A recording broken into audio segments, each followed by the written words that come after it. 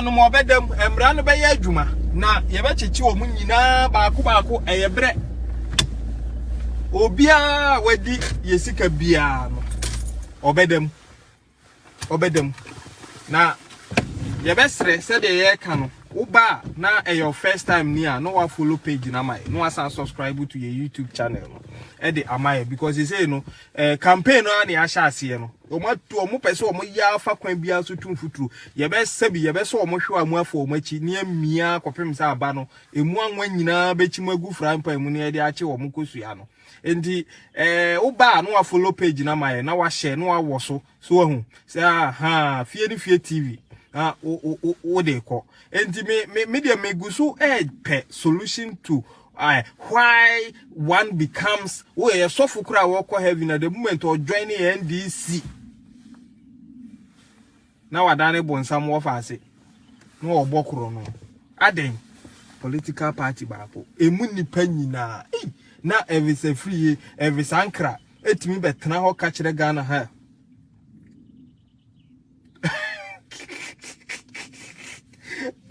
Tommy, I think me know you are doing 120%.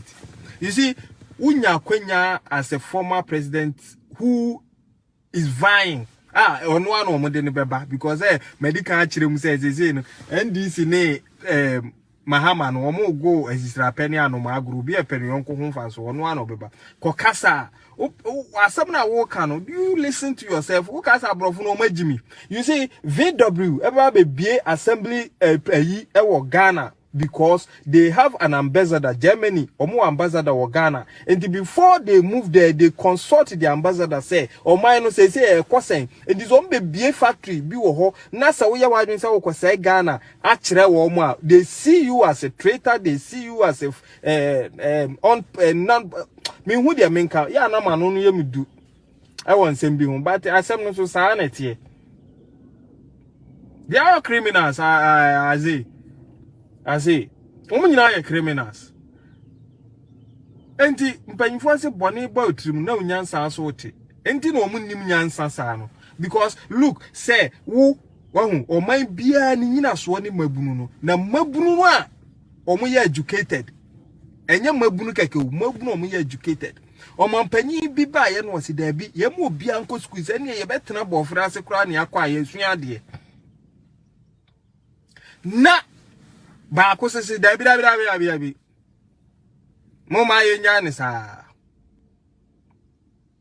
mo mun ko school o mun ko kinu sunti na kanu kwa so ojigo emra ben so na kire se wo free park so a eni kwa se referee jigo na watamasem we e de akwa ko dina Supreme Court say yenka bi ma na former president so tro bastardize Supreme Court say de omo ye no omo ntwanche former president o kasa ya chirem mu say de ye kan ya say bi one piece na omo kupa no omo ye tibo nkoso de omo koye you see edu ba bi a emra na edu ba bi a na edifie nyansa ho nti MPs no omo di fie nyansa ene biti mu efie nyansa na da bia ka se NDC MPs mu nkope bi no eno no omo di BT mu no because se munya fie nyansa wo parliament wa mu nkoko ntokwa se munya fie nyansa wo nkoye se gidigidi mi ko bu obi tie kunyam ne nkadre bebo no akoto twede wonni fie nyansa de a da bia de ka woni na da bia so nyansa win eno na aka mu amode kwaje 7-0 e wo court okay mum yan the ruling na e bai we say in exercising our discretion on whether to grant or refuse this application, we have considered one, this is the Supreme Court ruling, we have considered one, the nature of the relief sought, that is, declaration that an act of parliament is null and void. Okay, Supreme Court say, yeah, no more said the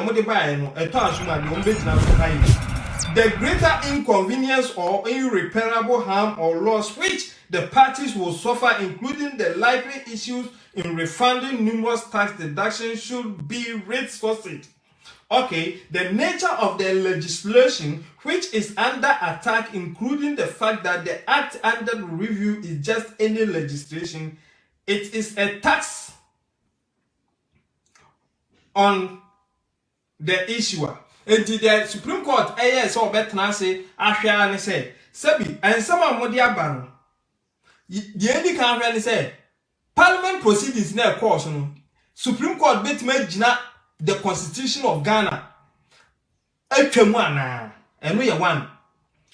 ewia omo san ka kire say de enti omo se ntwam ni say asem no omo de bi ne fa bi court enti omo de court ne de ebetima ba say eba omo be di bi omo di bi ma omo ya ate omo ni na ya ate omo sika enti aban no so ntimi refund ma omo enti sade ayi levi ye ntwam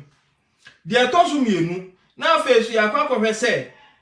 omo gigi e-levy no enso omo na momra kwan so ana okay mumie enko ye ni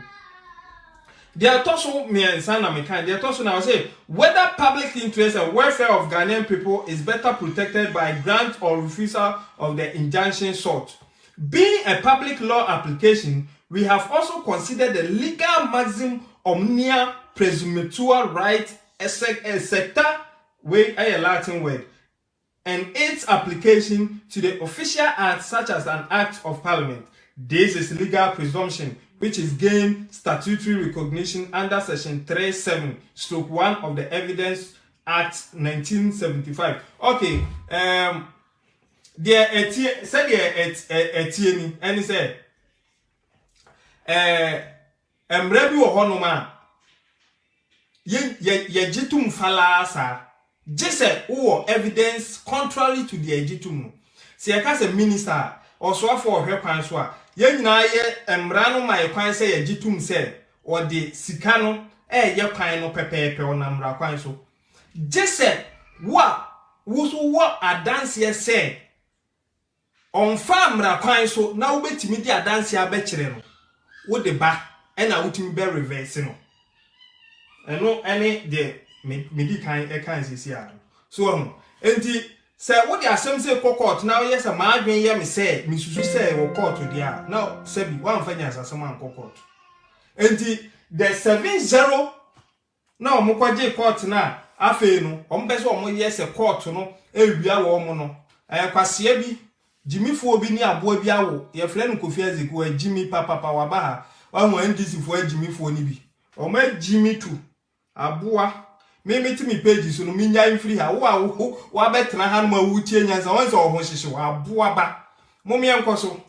ka se ye bejeja mo na mo de mo ba ye so NDC fo de jimi na mo didi atema na wa beka na ye jeja ma afi ye nya ni sa o de ba ye betwa ma wo kwaso ya se to ato ba bi bone adofo mo fa ntem ne enko na mo ano ebi ba sa na ya na se etima wo mo no mo ko okay mo ma nhwe ruling na thank you Deborah. Mummy ruling by or say Supreme Court say in this the official acts by organs of the state and government department are presumed to be regularly performed unless there's strong evidence in rebuttal. And the says no say a minister but no good afternoon your minister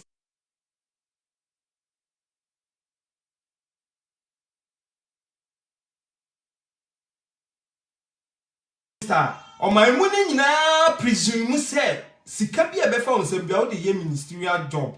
just say me ka say won fa nye dia just say me kita dance e de eko etiaw e wo court of law competent court of law and sana ye nyina ye betimi agi atum say ampa wan fa nye adwuma.